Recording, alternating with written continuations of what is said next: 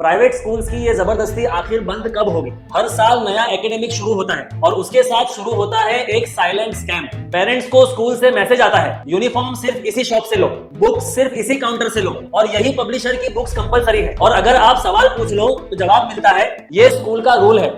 लेकिन सच क्या है? ये रूल नहीं है, ये प्रेशर है, ये एक्सप्लॉइटेशन है। और सबसे शॉकिंग बात, इस जबरदस्ती को रोकने के लिए महाराष्ट्र सरकार ने 11 जून 2004 को ही क्लियर ऑर्डर पास कर दिया था। जी हाँ, 2004। सोचो, आज 2026 चल रहा है, 22 साल हो गए और फिर भी स्कूल पेरेंट्स को फोर्स कर रहे हैं। यहाँ सवाल ये उठता है कि आखिर स्कूल्स के पास इतनी हिम्मत आती कहाँ से है? क्या स्कूल्स को कानून का बिल्कुल डर नहीं, या फिर उन्हें ये पता है कि पेरेंट्स बच्चों के फ्यूचर के डर की वजह से चुप रहेंगे? इस सर्कुलर में साफ लिखा हुआ है, कोई भी प्राइवेट, प्राइमरी हो या सेकेंडरी स्कूल हो, चाहे किसी भी मैनेजमेंट का हो, चाहे किसी भी मीडियम की हो, स्टूडेंट्स को यूनिफॉर्म या एजुकेशनल मटेरियल किसी स्पेसिफिक दुकान या खुद स्कूल की दुकान से खरीदने के लिए मजबूर नहीं किया जा सकता। क्लियर है, सिंपल है और फाइनल है। फिर भी स्कूल की जबरदस्ती क्यों? क्यों पेरेंट्स को इन्फ्लेटेड प्राइसेस पे करने पड़ते हैं? क्यों मार्केट में दूसरी शॉप से खरीदने की आजादी छीन ली जाती है? और क्यों एक फिक्स वेंडर को मोनोपोली दी जाती है? और सबसे बड़ा सवाल, यहाँ एजुकेशन चल रहा है या कमीशन का business model? Primary education directorate Pune ने भी इसको दोबारा कंफर्म किया है। उन्होंने साफ वार्निंग दी है कि अगर किसी भी स्कूल के अगेंस्ट कोई कंप्लेंट आई तो स्ट्रिक्ट एक्शन लिया जाएगा। जी हाँ, एक्शन, सिर्फ वार्निंग नहीं। लेकिन यहाँ प्रॉब्लम क्या है?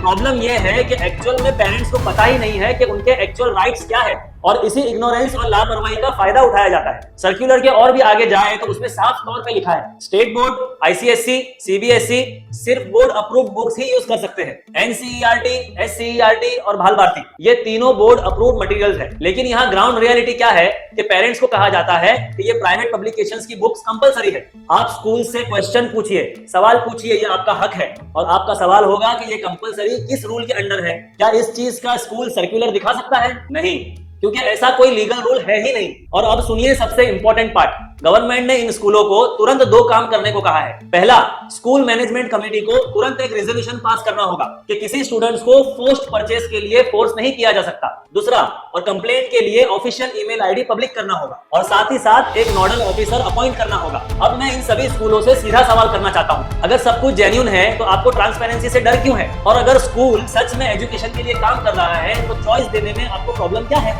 सिंपल है, जहाँ चॉइस खत्म होती है वहाँ कंट्रोल शुरू होता है और जहाँ पर कंट्रोल होता है वहाँ पर प्रॉफिट होता है। पेरेंट्स याद रखिए, अगर आपसे कहा जाए यहीं से खरीदो वरना इशू होगा, तो ये रिक्वेस्ट नहीं, ये इलीगल प्रेशर है। आपको मजबूर नहीं किया जा सकता।